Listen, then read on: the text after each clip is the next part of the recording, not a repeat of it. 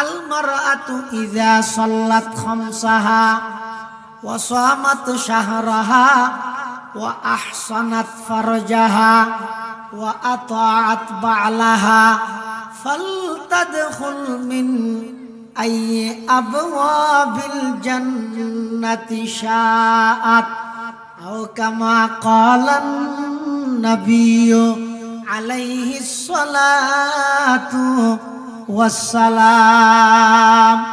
আল্লাহ পাকের নবী ইরশাদ করেন, হে নারী জাতিরা, তোমরা জান্নাতে যাওয়াটা একেবারে সহজ। রাসূল সাল্লাল্লাহু আলাইহি ওয়াসাল্লাম ইরশাদ করেন, যে নারী 4টি কাজ করবে। 1 নম্বর, ইযা সাল্লাত খামসাহা, যে নারী 5 ওয়াক্ত নামাজ ঠিক মতো আদায় করবে, যে নারী 5 ওয়াক্ত নামাজ সময় মতো আদায় করে দিবে। ওয়া সামাত শাহরাহা, যে নারী রমজান মাস আসলে রোজা থাকবে। ওয়া আহসানাত ফারজাহা, যে নারী তার লজ্জাস্থানকে হেফাজত করবে, অর্থাৎ পর্দা মোতাবেক জীবন পরিচালনা করবে, শরঈ পর্দা মেনে চলাফেরা করবে।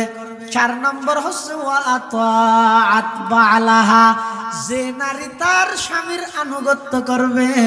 রাসূল সাল্লাল্লাহু আলাইহি ওয়াসাল্লাম ইরশাদ করেন, ফালতাদখুল মিন আইয়ি আবওয়াবিল জান্নাতি শাআত, ওই নারীকে জান্নাত খুঁজতে হবে না, জান্নাতের 8 দরজা ওই নারীদেরকে খুঁজে খুঁজে জান্নাতে প্রবেশ করাইয়া দিবে। সুবহানাল্লাহ।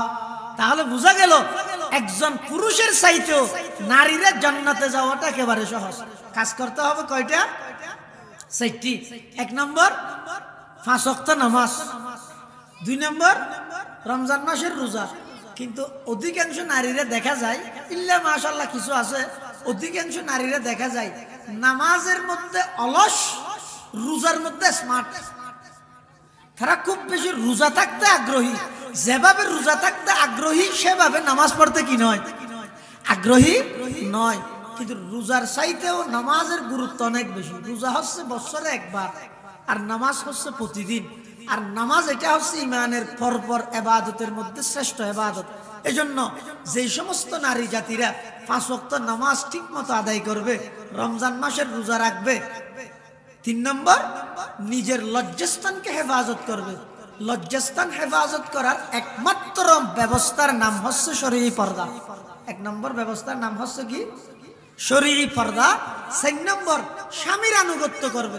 এখানে স্বামীর আনুগত্য বলতে, স্বামীর আনুগত্য করতে গিয়ে যদি আল্লাহ এবং আল্লাহর রসুলের বিরোধিতা করতে হয়, তাহলে ওই সময় স্বামীর আনুগত্য করা যাবে না। অনেক সময় দেখা যায় একজন স্বামী তার স্ত্রীকে নির্দেশ দিল, আমার বন্ধু আসছে বিদেশ থেকে, আমি তাকে দাওয়াত দিছি, সে আমার বাড়িতে খাবার খাবে, আমার বাড়িতে আসবে, একসাথে বসে আমার বন্ধুর সাথে বসে পাশে বসে তোমাকে খানা খেতে হবে, বলতেছে কে? স্বামী। তাহলে স্বামীর বন্ধুর সামনে ওই স্ত্রী, ওই মহিলা যাওয়াটা ইসলামের দৃষ্টিতে, আল্লাহর আইনে, রসুলের আইনে বৈধ নাকি অবৈধ? অবৈধ। এখন এই স্বামীর নির্দেশটা যদি মানতে যায়, তাহলে আল্লাহ এবং আল্লাহর রসুলের বিরুদ্ধে হয়ে যাবে কিনা? এই জন্য স্বামীর আনুগত্য করাটা স্ত্রীর জন্য ফরজ। কখন? ওই আনুগত্য করতে গিয়ে যদি আল্লাহ এবং আল্লাহর রসুলের বিধান লঙ্ঘন না হয় তখন। যদি আল্লাহর বিধান লঙ্ঘন হয়ে যায় তখন আর স্বামীর আনুগত্য করা যাবে না। যখন নবীর বিধান লঙ্ঘন হবে তখন আর স্বামীর আনুগত্য করা যাবে না। কেননা রাসূল করিম সাল্লাল্লাহু আলাইহি ওয়াসাল্লাম ইরশাদ করেছেন, লা তাআতা লিমাখলুকিন ফি মাসিয়াতিল খালিক। কোন মখলুকের, কোন ব্যক্তির আনুগত্য করতে গিয়ে যদি আল্লাহর আনুগত্য কি হয়ে যায়, নষ্ট হয়ে যায়, আল্লাহর আনুগত্য যদি করা না হয়, কোনো ব্যক্তির আনুগত্য করা যায় না। আল্লাহকে নারাজ করে, আল্লাহর হুকুমের অমান্যতা করে কোনো ব্যক্তির আনুগত্য করা কি নেই জায়েজ। সেই ব্যক্তিটা চাই তার দলের বড় নেতা হোক, সেই ব্যক্তিটা তার স্বামী হোক, তার বড় ভাই হোক, তার উস্তাদ হোক, যেই হোক না কেন, আল্লাহর আনুগত্য, আল্লাহর হুকুম, নবীর হুকুম লঙ্ঘন করে পৃথিবীতে অন্য কারো আনুগত্য করার বিধান ইসলামে নাই। এজন্য 4 নম্বর যে কাজটা নারীরা করলে জান্নাতে যাবে, স্বামীর আনুগত্য করা বলতে এখানে যেই আনুগত্যের দ্বারা আল্লাহ এবং আল্লাহ রসুলের বিধান লঙ্ঘন না হয়, এভাবে যারা স্বামীর আনুগত্য করবে, এই সেই কাজ যারা করবে, রাসূল সাল্লাল্লাহু আলাইহি ওয়াসাল্লাম ইরশাদ করেন, ফালতাদখুল মিন আইয়ি আবওয়াবিল জান্নাতি শাআত, ওই নারীদেরকে জান্নাতের 8 দরজা সবাই আকাঙ্ক্ষা করবে, আমার দিক থেকে আসো, হে নারী আমার দিক থেকে আসো। এই গেট বলবা আমার দিক থেকে আসো, ওই গেটের থেকে আওয়াজ আসবে আমার দিক থেকে আসো। জান্নাতের 8 দরজা তাদেরকে আমন্ত্রণ জানাবে তাদের দিক থেকে জান্নাতে প্রবেশ করার জন্য। সুবহানাল্লাহ। এজন্য নারী জাতিদের উদ্দেশ্য করে বলবো, কথা হচ্ছে ইসলাম, কোরআন, মুসলমান, উলামায়ে কেরাম পর্দা সংক্রান্ত যে সমস্ত কথা, যে সমস্ত আলোচনা করে থাকেন, সাধারণত যদিও আপনাদের খারাপ লাগে, আপনারা যদিও বা সেগুলো না মানেন, এরপর উলামায়ে কেরামের দায়িত্ব হচ্ছে আল্লাহর এই সমস্ত ফরজ বিধান, নামাজ পড়া যেভাবে ফরজ, পর্দা করো তেভাবে ফরজ। রব্বি জিদনি ইলমা রব্বি ইশরাহ লি সাদরি ওয়া ইয়াসসির লি আমরি واحلل عقدة من لساني يفقهوا قولي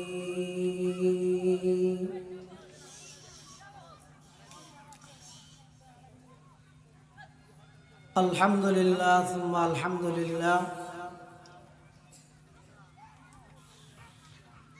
মহান আল্লাহ পাক রব্বুল ইজ্জত ওয়াল জালালের আলিশান দরবারে আমরা সকলে শুকরিয়া আদায় করি, যিনি আমাদেরকে অত্যন্ত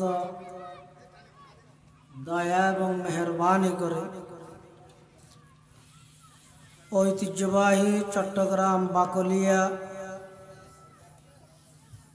জামিয়া হাফিজুল উলুম আল ইসলামিয়ার বার্ষিক মাহফিল ও দস্তারবন্দি সম্মেলনে পবিত্র সালাতুল মাগরিব তথা মাগরিবের নামাজ আদায় করে কোরআন সুন্নাহর নিসবতে, দাওয়াত ও তাবলীগের নিসবতে আমার মতো যোগ্য নগণ্য গুনাহগার গোলাম সহ আপনাদের সকলকে আজকের এই মুবারক মাহফিলে এসে উপস্থিত হওয়ার জন্য তৌফিক দান করেছেন। আমরা সকলেই সেই মহান মালিকের দরবারে কালিমাতুশ শুকর আদায় করি, আলহামদুলিল্লাহ। অত্র মাদ্রাসার প্রতিষ্ঠাতা জামিয়া মুজাহিরুল মাদ্রাসার সাবেক নাজিম তালিমাত ও উস্তাজ আলা, আমার অত্যন্ত শ্রদ্ধাভাজন বড় ভাই, যার অক্লান্ত পরিশ্রম এবং মেহনতের বিনিময়ে অত্র মাদ্রাসা প্রতিষ্ঠা হয়েছিল,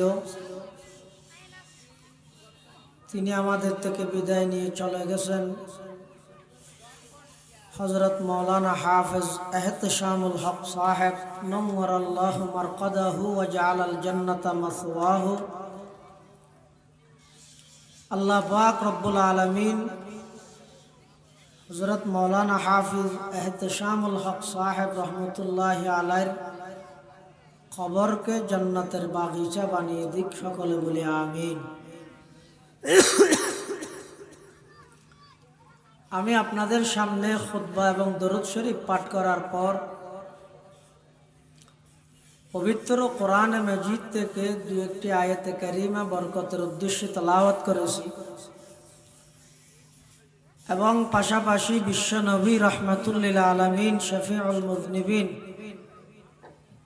आकाए नामदार ताजदार मदीना जिगर गोशाए आमना हज़रत मुहम्मदुर रसूलुल्लाह सल्लल्लाहु अलैहि वसल्लमेर অতি গুরুত্বপূর্ণ বাণী, মূল্যবান হাদিসে মুবারাকাত থেকে দু একটি হাদিস শরীফ আপনাদের সামনে তেলাওয়াত করেছি। মাহফিল কর্তৃপক্ষ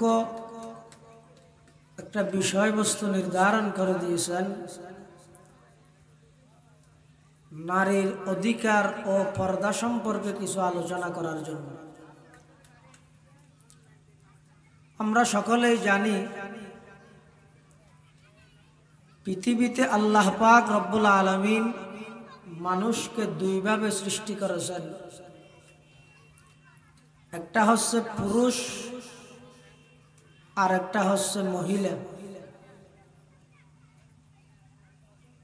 কোরআনে মাজিদে আল্লাহ পাক রব্বুল আলামিন ইরশাদ করেন, ওয়াকারনা ফি বুয়ুতিকুন্না, হে নারী সমাজ, হে মা জাতি, আল্লাহর পক্ষ থেকে আপনাদের প্রতি নির্দেশ হলো আপনারা নিজের ঘরের মধ্যে বসবাস করেন। ঘর নারীর জন্য বাসস্থান এবং কর্মস্থান।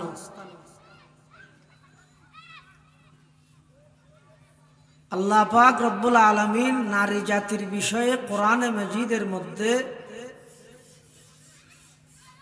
নির্দেশ জারি করলেন, তোমরা ঘরের মধ্যে বসবাস করো। নারী জাতিকে ঘরের মধ্যে বসবাস করার নির্দেশ দেওয়াটা নারী জাতির জন্য জুলুম করা হয়েছে, অন্যায় করা হয়েছে, নাকি তাদের সতীত্ব এবং তাদের ইজ্জত প্রতিষ্ঠা করার জন্য আল্লাহ পাক এই নির্দেশ দিয়েছে? অনেক জায়গায় বিভিন্ন পত্র পত্রিকায়, বিভিন্ন নিউজ, বিভিন্ন মিডিয়ায় কিছু কুচক্রী মহল নারীদেরকে এই কথার দিকে ইঙ্গিত দিতেছে, নারীদেরকে এই কথার দিকে দাবিত করতেছে যে ইসলাম এবং মুসলমান উলামায়ে কেরাম, কোরআন এবং হাদিস নারী জাতির স্বাধীনতার ক্ষেত্রে বাধা। এরকম একটা মিথ্যা মেসেজ, এরকম একটা ভুল তথ্য বিভিন্ন জায়গায় কোরআন, হাদিস, মুসলমান এবং ইসলাম উলামায়ে কেরামের বিরুদ্ধে নারীদেরকে এভাবে একটা মেসেজ দিয়েছে। মূলত একটু যদি আমরা গভীর চিন্তা করি, এই কথা স্পষ্ট হয় যে নারী জাতিদেরকে আল্লাহ পাক ঘরের মধ্যে বসবাস করার নির্দেশ দেওয়াটা, এটা নারী জাতির ইজ্জত প্রতিষ্ঠিত হওয়ার জন্য, সতীত্ব রক্ষা করার জন্য এটা যথাযথ নির্দেশ এবং এটা নারী জাতির জন্য অনেক বড় কল্যাণময়। ইসলাম আসার পূর্বে যেই সমস্ত অসভ্য জাতিরা নারীদেরকে পৃথিবীতে জীবিত থাকার অধিকার থেকে বঞ্চিত করা হইত, কোনো একজন বাবা যদি কন্যা সন্তানের বাবা যদি কেউ হয়, তখন সেই বাবা নিজের কন্যা সন্তানকে জীবিত মাটির নিচে দাফন করে দিত। কোনো একজন বাবার কাছে যদি সংবাদ দেওয়া হতো, হে আব্দুর রহমান, আব্দুল্লাহ, তোমার একজন কন্যা সন্তান জন্ম নিয়েছে, তখন ওই বাবা কন্যা সন্তানের পিতা পরিচয় দেওয়াটা এমন লজ্জাবোধ করত, জীবিত মাটির নিচে আপন কন্যা সন্তানকে মাটির নিচে দাফন করার জন্য প্রস্তুত হয়ে যেত। সেটা আমার কথা নয়, কোরআনে কারীমের মধ্যে আল্লাহ পাক রব্বুল আলামিন ইরশাদ করেন, وَإِذَا بُشِّرَ أَحَدُهُمْ بِالْأُنثَى ظَلَّ وَجْهُهُ مُسْوَدًّا وَهُوَ كَظِيمٌ يَتَوَارَى مِنَ الْقَوْمِ مِنْ سُوءِ مَا بُشِّرَ بِهِ أَيُمْسِكُهُ عَلَى هُونٍ أَمْ يَدُسُّهُ فِي التُّرَابِ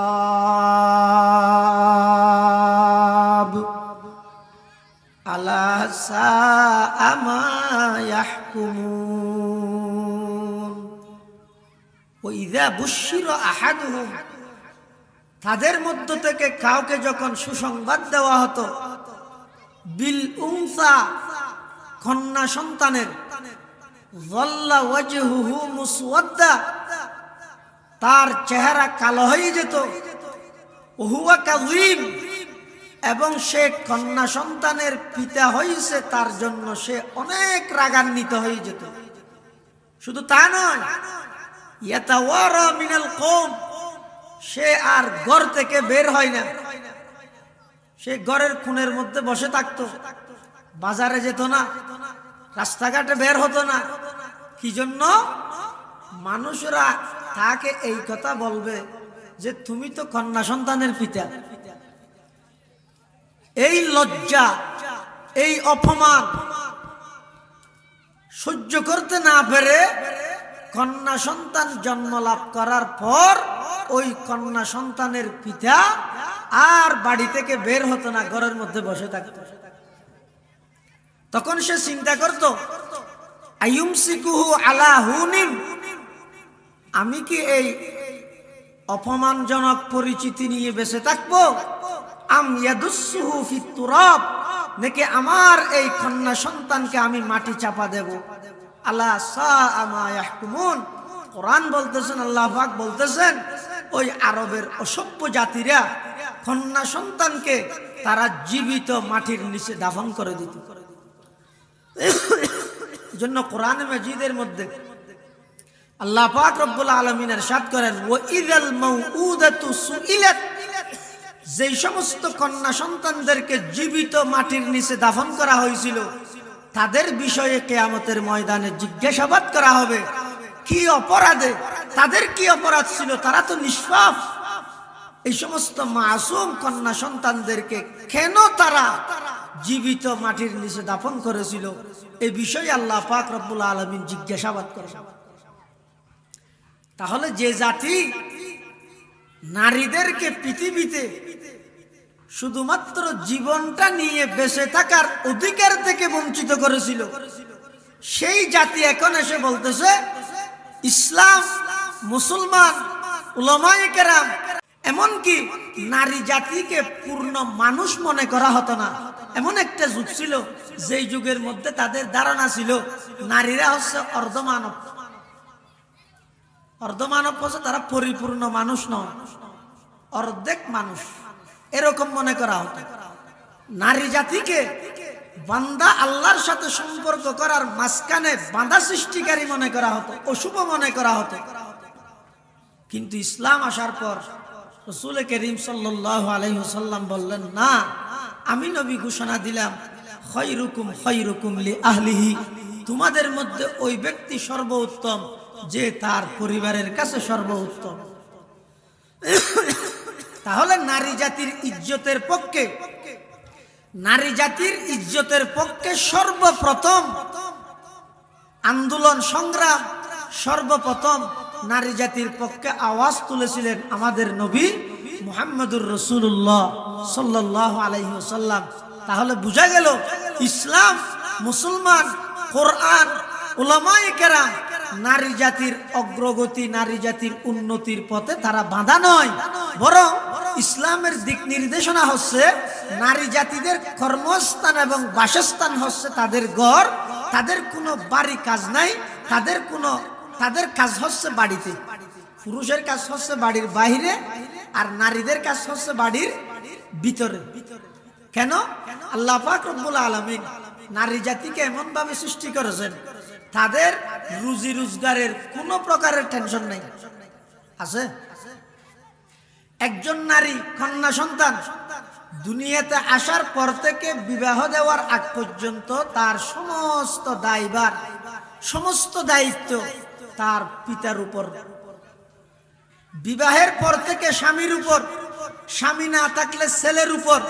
তাহলে ওই নারীকে আর ওই মেয়েকে আর বাড়ি থেকে বের হয়ে রুজি রোজগারের কোনো প্রয়োজন আছে? নেই। এজন্য আল্লাহ পাক রব্বুল আলামিন মা জাতিকে, নারী জাতিকে এমন ভাবে সম্মানিত করেছেন, তারা শুধু বাড়ির মধ্যে বসে বসে রান্না করে করে খাবে যে, আর পুরুষদের দায়িত্ব হচ্ছে বাড়িতে যত প্রকারের সদস্যরা আছে তোমরা তাদের জন্য রুজি রোজগার করে বাড়িতে আনবে, তারা রান্না করে করে খাবে। পুরুষের দায়িত্ব হচ্ছে রোজগার করা, আর নারীদের দায়িত্ব হচ্ছে বাড়ির মধ্যে বসে ইবাদত বন্দেগী করা এবং পুরুষের স্বামীর এবং বাড়িঘরের জিনিসপত্র হেফাজত করা, ছেলেদেরকে মানুষ করার জন্য ছেলেদের তরবিয়ত তালিম, ছেলেদেরকে লালন পালন করা, এটা হচ্ছে নারীদের দায়িত্ব। এজন্য আল্লাহ পাক রব্বুল আলামিন বলতেছেন, হে নারী জাতিরা, তোমরা তোমাদের বাড়ির মধ্যে বসবাস করো। তোমরা জাহেলি যুগের মতো উলঙ্গ বেহায়াপনা, সমস্ত অশ্লীলতা এগুলো প্রদর্শন করে তোমরা নিজেকে জাহান্নামের পাত্রী বানাবেন না। তোমরা সবাই নিজেকে সম্পূর্ণ শরঈ পর্দা মোতাবেক তোমরা বাড়িতে বসবাস করো। এখন কথা হচ্ছে, হুজুর, নারীরা যদি একেবারে বাড়িতেই বসে থাকে, তারা বাড়ি থেকে কি কখনো বের হতে পারবে না? কি বলেন? নারীরা বাড়ি থেকে বের হওয়ার কোনো বিধান আছেন ইসলামে? আছে। ৬০টি কারণে নারী জাতি বাড়ি থেকে বের হতে পারবে। ৬০টি কাজের জন্য নারীরা ঘর থেকে বাড়ি থেকে কি হতে পারবে? বের হতে পারবে। ১ নম্বর, এমন একটা ইবাদত যেই ইবাদতটা বাড়িতে বসে বসে করার সুযোগ নেই, যেমন হজ। নামাজ বাড়িতে পড়ার সুযোগ আছে কি নাই? নারী জাতিদের নামাজ বাড়িতে পড়ার সুযোগ আছে কি নাই? আছে। এজন্য নামাজের জন্য না, রোজার জন্য না, এমন একটা ইবাদত আছে ইসলামের মধ্যে যেই ইবাদতটা বাড়িতে বসে করার কোনো প্রকারের সুযোগ নেই, যেমন হজ। যেমন কি? হজ। হজ নিজের বাড়িতে বসে করার সুযোগ আছে। এজন্য হজ করার জন্য নারী জাতি বাড়ি থেকে বের হতে পারবে, ১ নম্বর। ২ নম্বর, চিকিৎসার জন্য বাড়ি থেকে বের হতে পারবে। কিসের জন্য? কোন একজন নারী অসুস্থ হয়ে গেছে, এখন ডাক্তার বাড়িতে এনে চিকিৎসা সেবা দেওয়ার জন্য এরকম পরিবেশ বা পরিস্থিতি নেই, তখন বাধ্য হয়ে ওই নারীকে বাড়ির বাহিরে ডাক্তারের কাছে, হাসপাতালে, চিকিৎসালয়ে যেতে হবে কিনা? চিকিৎসা করার জন্য যেতে হবে। এজন্য ১ নম্বর, হজের জন্য বাড়ি থেকে বের হতে পারবে, হজ বা উমরার জন্য। ২ নম্বর, চিকিৎসার জন্য বাড়ি থেকে বের হতে পারবে। ৩ নম্বর, আত্মীয় স্বজনের বাড়িতে যেতে মন চাচ্ছে, অথবা কোনো একজন মহিলা সে নিজের শ্বশুর বাড়িতে আছে, তখন তার মাঝে মধ্যে তার নিজের বাড়ির দিকে, বাপের বাড়ির দিকে যেতে হবে কিনা, অথবা তার কোনো আত্মীয় স্বজন অসুস্থ হয়েছে, ওই অসুস্থ ব্যক্তিকে দেখার জন্য যেতে মন চাচ্ছে, তখন যাওয়ার জন্য ইসলামের পক্ষ থেকে অনুমতি আছে। আত্মীয় স্বজনের বাড়িতে কোনো রোগীকে দেখতে যাওয়া বা বাপের বাড়িতে বেড়াতে যাওয়া, এগুলো যাওয়ার সুযোগ ইসলামে আছে। একেবারে নারীদেরকে বাড়িতে থাকার অর্থ এই নয় যে তাদেরকে বাড়ি থেকে একেবারে বের হতেই মানা, এরকম না। ইসলাম এমন একটা সুন্দর ধর্ম, এমন একটা সিস্টেম, এমন একটা নিজামের ধর্ম, যেখানে নারীদেরকে বাড়িতে থাকতে বলা হয়েছে, তাও নারী জাতির ইজ্জতের জন্য, নারী জাতির কল্যাণের জন্য। আর যেখানে নারী জাতিকে বাড়ি থেকে বের হতে বলা হচ্ছে, তাও নারী জাতির কল্যাণ এবং বালাইয়ের জন্য। তাহলে এখন কয়টা গেল? 3টা। ১ নম্বর, হজ বা উমরার জন্য বের হতে পারবে। ২ নম্বর, চিকিৎসার জন্য বের হতে পারবে। ৩ নম্বর, আত্মীয় স্বজনের বাড়িতে বেড়াতে যাওয়া বা বাপের বাড়িতে বেড়াতে যাওয়ার জন্য বের হতে পারবে। ৪ নম্বর, বাড়িতে রুজি রোজগারের জন্য কেউ নাই, সরকারের পক্ষ থেকে এরকম বিধবা মহিলাদের জন্য যেই বরাদ্দ আছে, ওই বরাদ্দটাও সংসারের খরচ সম্পূর্ণভাবে সংসারের প্রয়োজন পূরণ হওয়ার জন্য যথেষ্ট নয়।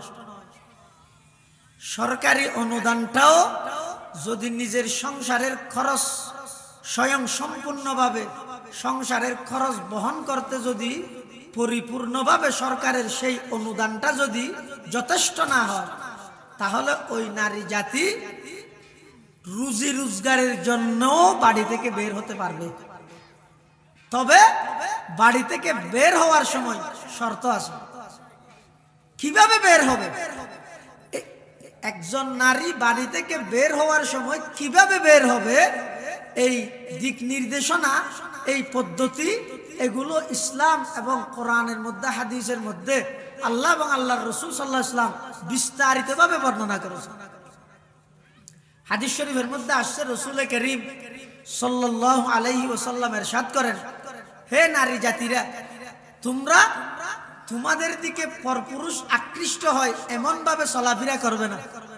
যদি এভাবে চলাফেরা করো তাহলে মনে রেখো, তোমরা তো জান্নাত পাবে না, জান্নাতের ঘেরানো পাবে না। হাদিস শরীফের মধ্যে আসছে, রাসূল করিম সাল্লাল্লাহু আলাইহি ওয়াসাল্লাম ইরশাদ করেন, দুই প্রকারের মানুষ জাহান্নামী। কয় প্রকারের? দুই প্রকারের মানুষ জাহান্নামী। এক নম্বর, রাসূলুল্লাহ সাল্লাল্লাহু আলাইহি ওয়াসাল্লাম বলতেছেন, উভয় প্রকারের মানুষকে আমি নবী দেখি নাই, অর্থাৎ আমার যুগে ওই মানুষগুলো সৃষ্টি হয় নাই, তৈরি হয় না, সামনে আসবে যে। এক নম্বর, ওই সমস্ত মানুষ যাদের হাতে সবসময় বেত, অস্ত্র, সবসময় তাদের হাতে হাতিয়ার থাকবে, অন্যায়ভাবে মানুষের উপর জুলুম করবে, আক্রমণ করবে। দুই নম্বর, ওই সমস্ত মহিলা যারা কাপড় পরিধান করার পরেও উলঙ্গ, কাপড় পরিধান করার পরেও উলঙ্গ। এখন কথা হচ্ছে, হুজুর কাপড় পরিধান করে আবার উলঙ্গ কিভাবে হয়? সামনে আসতেছে হাদিসের ব্যাখ্যার মধ্যে মুহাদ্দিসিন ইকরাম বলতেছেন, রাসূল করিম সাল্লাল্লাহু আলাইহি ওয়াসাল্লাম ইরশাদ করেন, ক্বালা রাসূলুল্লাহি সাল্লাল্লাহু আলাইহি ওয়াসাল্লাম, সিনফানি মিন আহলিন নারি লাম আরাহুমা, কওমুম মাআহুম সিয়াতুন কাআযনাবিল বাকার ইয়াজরিবুনা বিহান নাস, ওয়া নিসাউন কাসিয়াতুন আরিয়াতুন মুমিলাতুন মাইলাত, রুউসুহুন্না কাআসনিমাতিল বুখতিল মাইলা, লা ইয়াদখুলনাল জান্নাতা ওয়ালা ইয়াজিদনা রিহাহা, ওয়া ইন্না রিহাহা লাতুজাদু মিন মাসিরাতিন কাযা ওয়া কাযা, আও কামা ক্বালান নাবিয়্যু আলাইহিস সালাতু ওয়াস সালাম। রাসূলুল্লাহ সাল্লাল্লাহু আলাইহি ওয়াসাল্লাম ইরশাদ করেন, দুই প্রকারের মানুষ জাহান্নামী, আমি তাদেরকে দেখি নাই। এক প্রকারের মানুষ হচ্ছে যাদের হাতে সবসময় বেত থাকবে, যাদের হাতে সবসময় হাতিয়ার থাকবে, যাদের হাতে সবসময় তলোয়ার থাকবে, ওই জিনিস দিয়ে, ওই হাতিয়ার দিয়ে অন্যায়ভাবে মানুষকে আক্রমণ করবে। ন্যায়ভাবে নয়, অন্যায়ভাবে, তার কাজই হচ্ছে সেটা, সে মানুষকে অন্যায়ভাবে আঘাত করে। এরকম মানুষ রাসূল সাল্লাল্লাহু আলাইহি ওয়াসাল্লাম বলতেছেন জাহান্নামী মানুষ। দুই নম্বর, রাসূলুল্লাহ সাল্লাল্লাহু আলাইহি ওয়াসাল্লাম ইরশাদ করেন, ওয়া নিসাউন কাসিয়াতুন আরিয়াত। আল্লাহর নবী ইরশাদ করেন, দ্বিতীয় প্রকারের জাহান্নামী মানুষ হলো ওই সমস্ত নারী জাতি যারা কাপড় পরিধান করার পরেও উলঙ্গ থাকে। কাসিয়াতুন আরিয়াত, কাপড় পরিধান করে উলঙ্গ। কাপড় পরিধান করার পরেও উলঙ্গ থাকার অর্থ হচ্ছে দুইটা।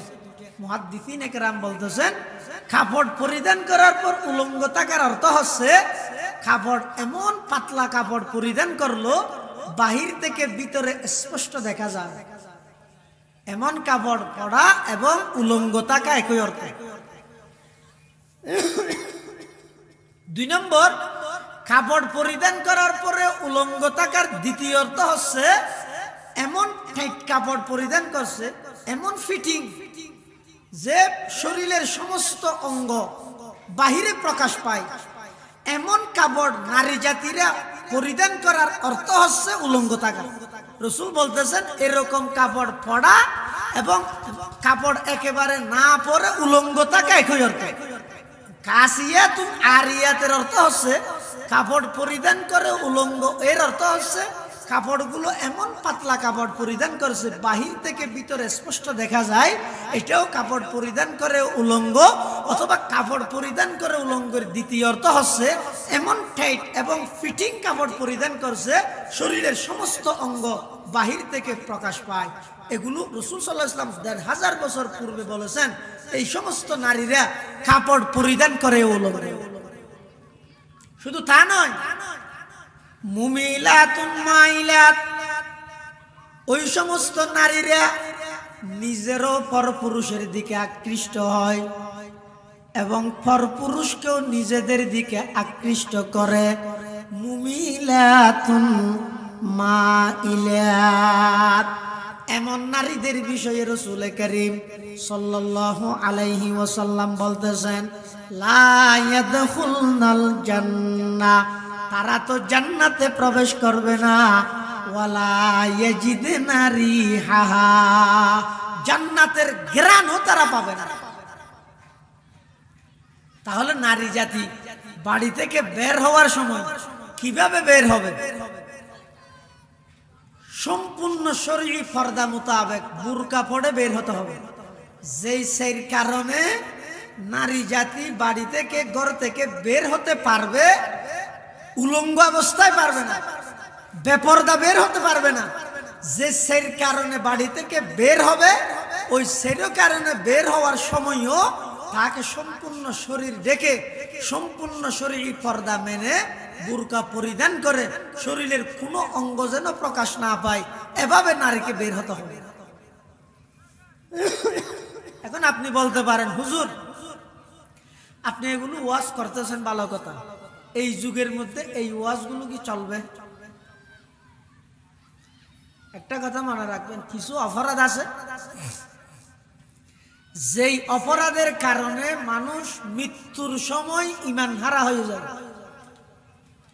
অপরাধ তো অনেক আছে, কিছু অপরাধ এমন আছে ওই অপরাধে যদি মানুষ জড়িত হয় তাহলে সে বেঈমান হয়ে ঈমান হারা হয়ে দুনিয়ার থেকে যেতে হবে, নাউজুবিল্লাহ। তার মধ্যে একটা অপরাধ হচ্ছে ইসলামের কোন বিধানকে, ইসলামের কোন বিধানকে আমলের যোগ্য মনে না করা, ইসলামের কোন বিধানকে আমলের অযোগ্য মনে করা, এই বিধানটা মানা যাবে না। এই যুগের মধ্যে এই বিধান মানতে পারবে কেউ? এগুলো মানা যাবে না। এই যুগের মধ্যে নারীরা যেখানে দিন দিন একের পরে এক উলঙ্গ, বেহায়াপনা, অশ্লীলতার প্রতিযোগিতা চলতেছে, কার আগে কে জাহান্নামের দিকে ধাবিত হবে, ওই প্রতিযোগিতার সময়ে আপনি এসে ওয়াজ করতেছেন সমস্ত শরীর ডেকে বাড়ি থেকে বের হওয়ার জন্য, এই ওয়াজ এগুলো চলবে না।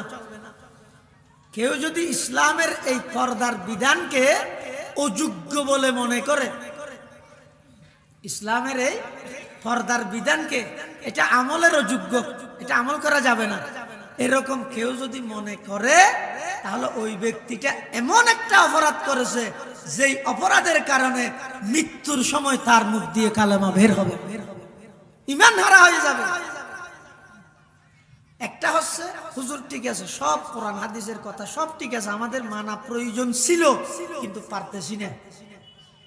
ওই ব্যক্তিটা মানার আগ্রহ আছে কিন্তু সে পারতেছে না, কিন্তু অস্বীকারও করতেছে না। আমার মানা দরকার ছিল কিন্তু আমি মানতে পারতেছি না, সে অপারক। ওই ব্যক্তিটা বেঈমান নয়, আল্লাহ চাইলে তাকে মাফ করে দিতে পারে। কিন্তু যে ব্যক্তিটা এমন বলবে, হুজুর এই ওয়াজগুলো এই যুগের মধ্যে চলবে না, বন্ধ করেন, এই ওয়াজ চলবে না, এই যুগের মধ্যে এই ওয়াজ কেউ মেনে চলতে পারবে? এগুলো আমরা মানি না, একটা ফালতু বিধান দিছে ইসলামে, নাউজুবিল্লাহ। এরকম কেউ যদি হেউ প্রতিপন্ন করে ইসলামের বিধানকে আমলের অযোগ্য বলে মনে করে, তাহলে এটা এমন একটা অপরাধ ওই ব্যক্তি মারা যাওয়ার সময়, ইন্তেকালের সময় তার মুখ দিয়ে কালেমা বের হবে না, সে বেঈমান হয়ে যাবে। এজন্য আপনি বলতে পারেন, হুজুর এখন আপনি যে পর্দার কথা বলতেছেন, এইগুলো কি এখনের নারীরা, এখনের মহিলারা কি এগুলো মানবে কি মানবে না, সেটা আমার বিষয় নয় ভাই। আমার বিষয় হচ্ছে কোরআন এবং হাদিসের মধ্যে যেগুলো বলা হয়েছে সেগুলো আমি বলে দেব। রাসূলুল্লাহ সাল্লাল্লাহু আলাইহি ওয়াসাল্লামকে আল্লাহ পাক নির্দেশ দিতেছেন, হে নবী, আলাইকাল বালাগ ওয়া আলাইনাল হিসাব। আপনার কাজ হচ্ছে মানুষের কাছে পৌঁছে দেওয়া, আর আমার কাজ হচ্ছে হিসাব নেওয়া। মানুষ আপনার পক্ষ থেকে ওই বার্তা পাওয়ার পরেও যদি সেই মোতাবেক আমল করে তাহলে তার জন্য ভালো, আর আপনি পৌঁছে দেওয়ার পরেও যদি সে আমল না করে তাহলে আমার কাছে তো হিসাব দিতে হবে, সুতরাং তার বিচার আমি করব। তাহলে যেই সার কারণে নারীরা বাড়ি থেকে বের হবে উলঙ্গ, বেহায়াপনা, অশ্লীলতা, বেপরদার সহিত বের হবে, নাকি সম্পূর্ণ পর্দা করে সম্পূর্ণ শরীরকে ডেকে বের হবে? সম্পূর্ণ শরীর ডেকে বের হতে হবে।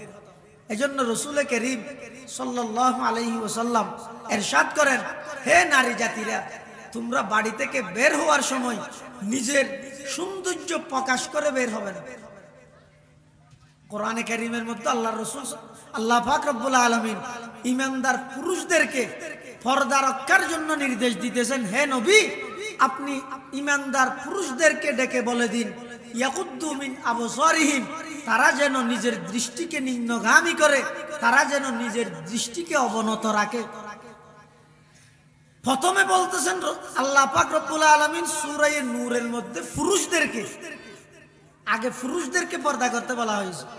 কুল্লিল মুমিনিনা ইয়াকুদ্দু মিন আবসারিহিম, হে নবী, আপনি ঈমানদার পুরুষদেরকে ডেকে বলে দিন তারা যেন চলাফেরার পথে নিজের দৃষ্টিকে নিম্নগামী করে, দৃষ্টিকে অবনত রাখে, নিজের চক্ষুকে হেফাজত করে। চক্ষুর হেফাজত এটা এমন একটা আমল ভাই, যা আমরা এখানে যারা আছি আমাদের জীবনের সবচেয়ে বড় আশা বা বড় পাওনা কি?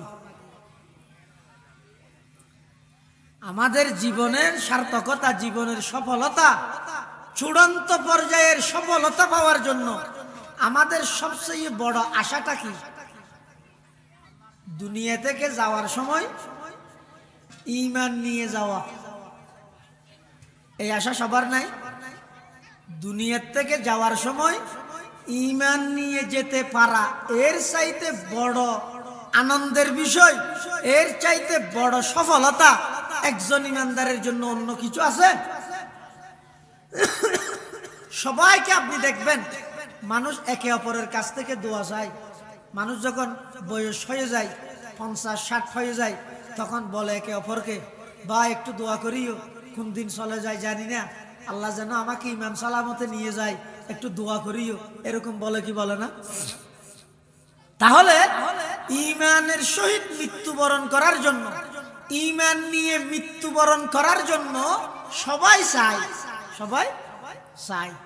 কিন্তু হাদিসের মধ্যে আসছে কিছু আমল আছে যে আমলগুলো মানুষ করলে অটোমেটিক তার মৃত্যুর সময় তার মুখ দিয়ে কালেমা বের হয়ে যাবে।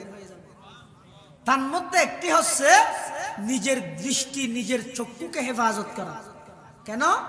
হাদিস শরীফের মধ্যে আসছে রাসূল করিম সাল্লাল্লাহু আলাইহি ওয়াসাল্লাম ইরশাদ করেন, আন-নাজরু সাহমুন মাসমুমুন মিন সিহামি ইবলিস, দৃষ্টি হচ্ছে শয়তানের বিষাক্ত তীর সমূহের মধ্যে একটি তীর। দৃষ্টি হচ্ছে শয়তানের বিষাক্ত তীর। অর্থাৎ কেউ যদি এই দৃষ্টিকে হেফাজত করে, মান তারাকাহা মুখাফাতি, যে ব্যক্তি আল্লাহকে ভয় করে নিজের দৃষ্টিকে হেফাজত করবে, আল্লাহ পাক রব্বুল আলামিন বলতেছেন হাদিসে কুদসির মধ্যে, আবদালতুহু ঈমানান ইয়াজিদু হালাওয়াতাহু ফি কলবিহি, আমি আল্লাহ তাকে এমন একটা ঈমান দান করব যেই ঈমানের স্বাদ সে নিজে বুঝতে পারবে, সে নিজে গ্রহণ করতে পারবে। এখন আমরা তো ঈমানদার, সবাই ঈমানদার, কিন্তু ঈমানের স্বাদটা আমরা বুঝতে পারি না। ঈমানদার যেরকম বেঈমানও সেরকম, একজন মুসলমান যেরকম কাফেরও সেরকম। কাফের যেভাবে নামাজ পড়ে না, একজন মুসলমানও নামাজ পড়ে না। কাফেররা যেভাবে সুদের সাথে জড়িত, ইমানদারও সুদের সাথে জড়িত। এখন ইমানদার কাফেরের মধ্যে পার্থক্য করার কোনো কিছু নাই। কিন্তু রাসূল করিম সাল্লাল্লাহু আলাইহি ওয়াসাল্লাম হাদিসে কুদসির মধ্যে বলতেছেন, আল্লাহ পাক রব্বুল আলামিন বলতেছেন, হে আমার বান্দারা, তোমরা যদি নিজের দৃষ্টিকে হেফাজত করো, নিজের দৃষ্টিকে যদি নিম্নগামী করো, নিজের চক্ষুকে যদি হেফাজত করতে পারো, আমি তোমাদেরকে এমন একটা ঈমানের দৌলত দান করব, ইয়াজিদু হালাওয়াতাহু ফি কলবিহি, যেই ঈমানের স্বাদ তোমরা নিজেদের অন্তরে অনুভব করতে পারবে। সুবহানাল্লাহ। এই হাদিসের ব্যাখ্যা করতে গিয়ে বিশ্ববিখ্যাত মুহাদ্দিস মুল্লা আলী কারি রহমতুল্লাহি আলাইহি লিখতেছেন, আন্না হালাওয়াতাল ঈমান, ঈমানের স্বাদ যখন ইযা দাখালাত কলবান, কোন একজনের অন্তরে প্রবেশ করবে, লা তাখরুজু মিনহু আবাদা, মৃত্যু পর্যন্ত ওই ঈমানের স্বাদ আর কোনোদিন ওই অন্তর থেকে বের হবে না। অর্থাৎ ওই মানুষ ঈমান নিয়ে ঈমান সহকারে মৃত্যুবরণ করা সহজ হয়ে যাবে। সুবহানাল্লাহ। এজন্য নিজের দৃষ্টিকে নিম্নগামী করতে বলা হয়েছে কোরআনে সর্বপ্রথম পুরুষদেরকে, এরপরে আল্লাহ পাক রব্বুল আলামিন ঈমানদার নারীদেরকে বলতেছেন, কুল্লিল মুমিনাত ইয়াগুদুদনা মিন আবসারিহিন্না ওয়া ইয়াহফাযনা ফুরুজাহুন্না ওয়ালা ইউবদিনা যিনাতাহুন্না ইল্লা মা যাহারা মিনহা। আল্লাহ পাক রব্বুল আলামিন 2 নম্বরে দ্বিতীয় ধাপে বলতেছেন, হে নারী জাতিরা, তোমরাও চলার সময় দৃষ্টিকে নিম্নগামী করো। প্রথমে বলছে পুরুষকে, দ্বিতীয়বারের মধ্যে বলতেছে নারীদেরকে। এজন্য চলাফেরার পথে নিজের দৃষ্টিকে হেফাজত করা, এটা হচ্ছে 1 নম্বরের পর্দা। হে যুবক ভাই, হাকিমুল উম্মত মুজাদ্দিদে মিল্লাত হযরত মাওলানা আশরাফ আলী থানভী রাহমাতুল্লাহি আলাইহি সে এক জায়গার মধ্যে লিখতেছেন, কেউ যদি নিজের দৃষ্টিকে শুধু একবার নিষিদ্ধ বস্তু থেকে একবার যদি কেউ নিজের দৃষ্টিকে হেফাজত করতে পারে, তাহলে 10,000 রাকাত তাহাজ্জুদ পড়ার চাইতেও একবার নিষিদ্ধ বস্তু থেকে নিজের দৃষ্টিকে হেফাজত করা আল্লাহর কাছে অনেক দামি। সুবহানাল্লাহ। আপনি 10 রাকাত তাহাজ্জুদ কোনোদিন পড়েন না, 10,000 রাকাত কিভাবে পড়বেন?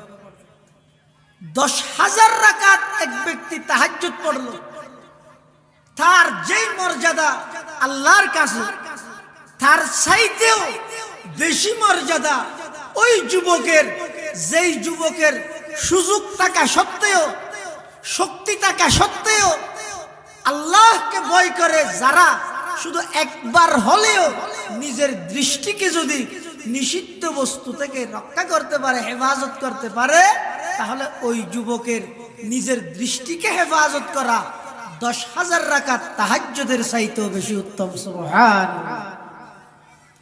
এজন্য আমরা যদি নিজ নিজ অবস্থান থেকে, পুরুষরা যদি পুরুষের অবস্থান থেকে নিজের দৃষ্টিকে হেফাজত করে, নারীরা যদি নারীদের অবস্থান থেকে নিজের দৃষ্টিকে হেফাজত করে, দৃষ্টিকে নিম্নগামী করে, তাহলে সমাজের মধ্যে যতগুলো উচ্ছৃঙ্খল, যতগুলো যৌন হয়রানি, যতগুলো অঘটন ঘটতেছে, সবগুলো বন্ধ হয়ে যাবে। কিনা?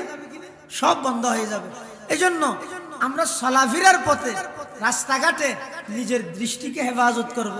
যে যত বেশি নিজের চোখকে, নিজের দৃষ্টিকে হেফাজত করবে, সে তত বেশি আল্লাহর প্রিয় হয়ে যাবে।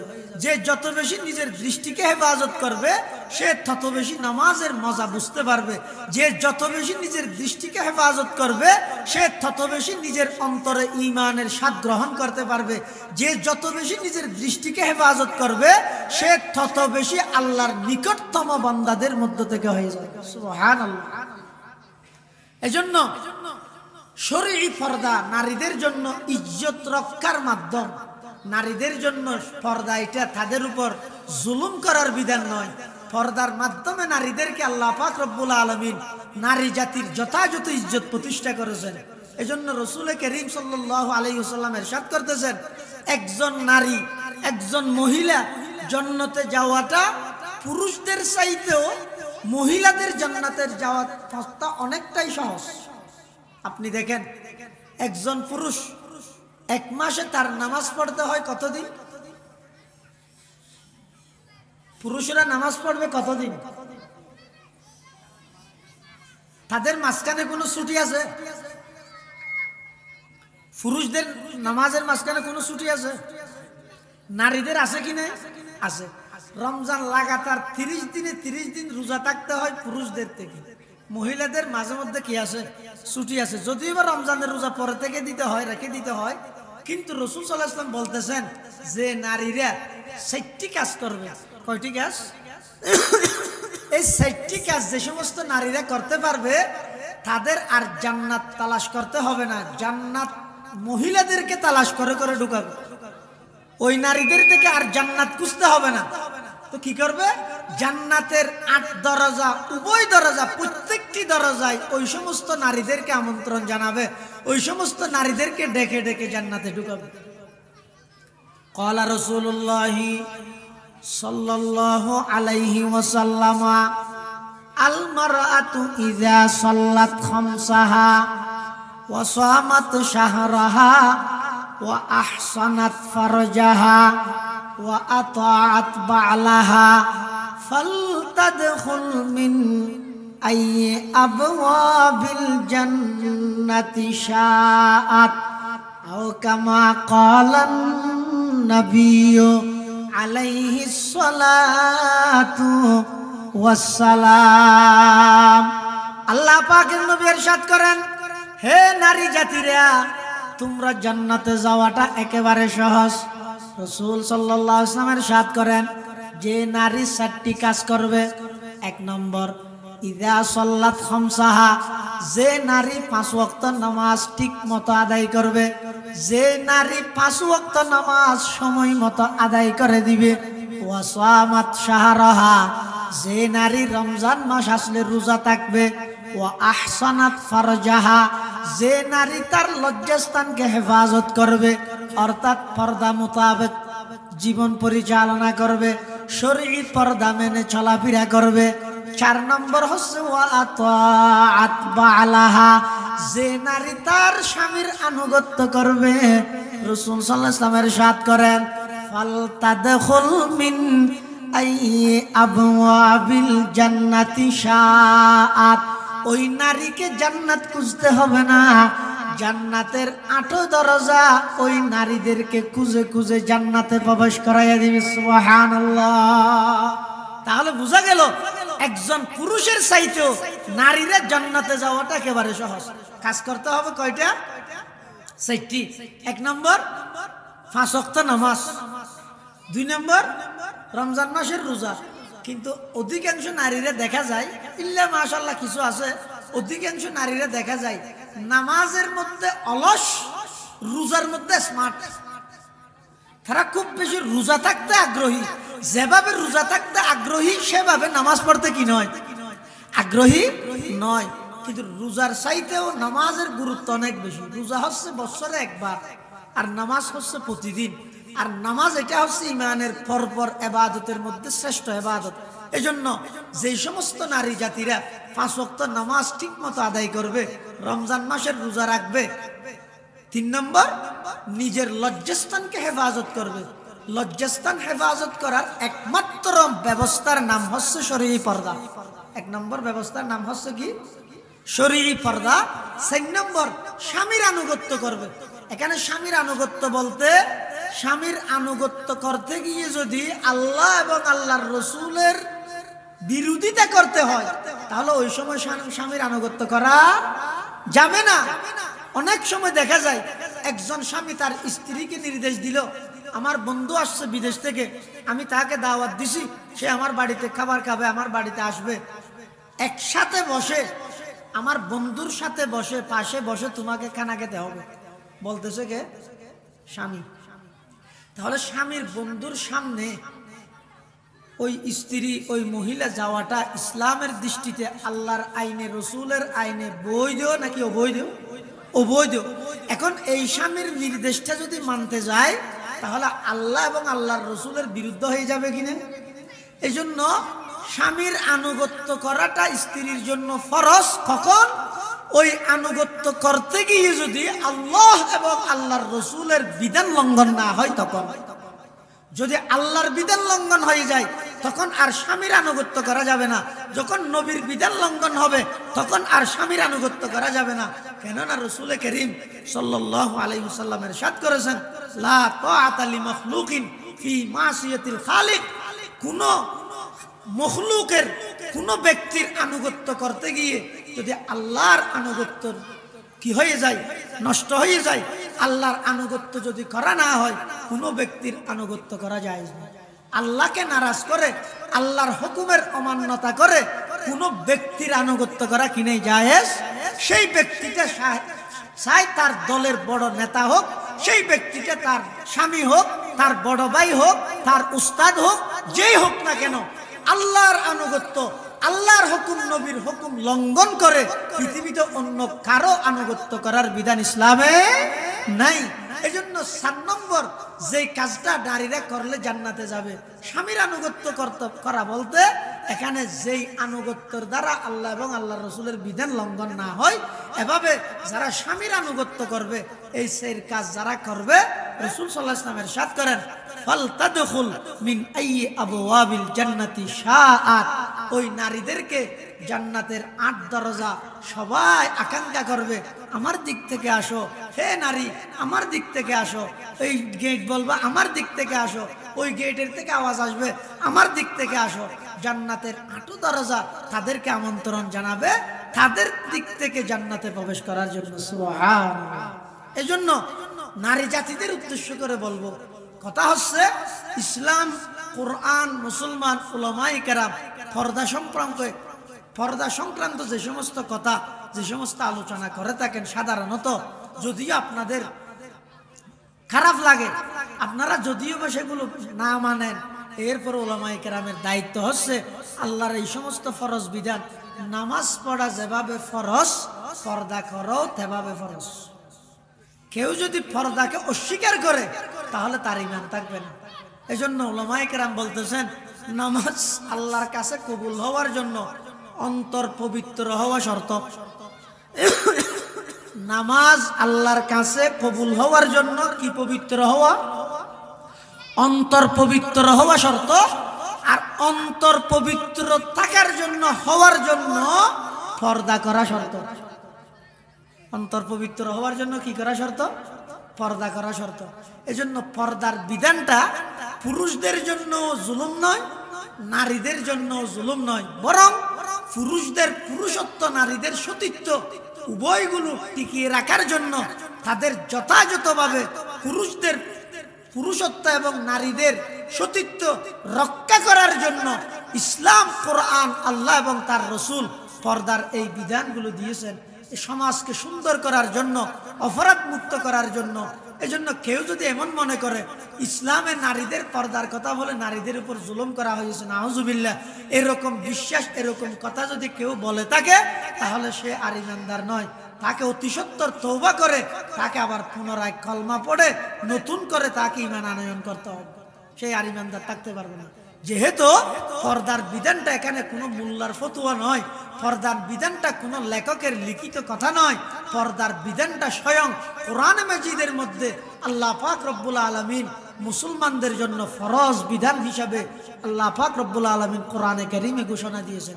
এজন্য কোরআনের পর্দাকে অস্বীকার করা মানে কোরআনের অনেক আয়াতকে অস্বীকার করা।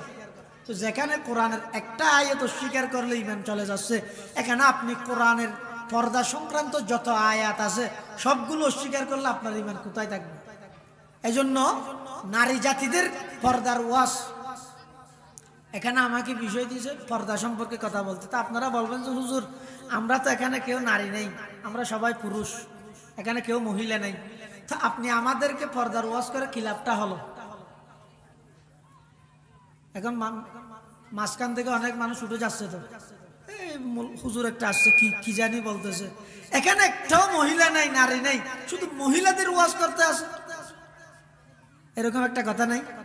আমি আপনাদেরকে বলি, একটা গাড়ি সিএনজি রোডের মধ্যে চলার জন্য প্রশিক্ষণ গাড়ি দিবে নাকি ড্রাইভার দিবে?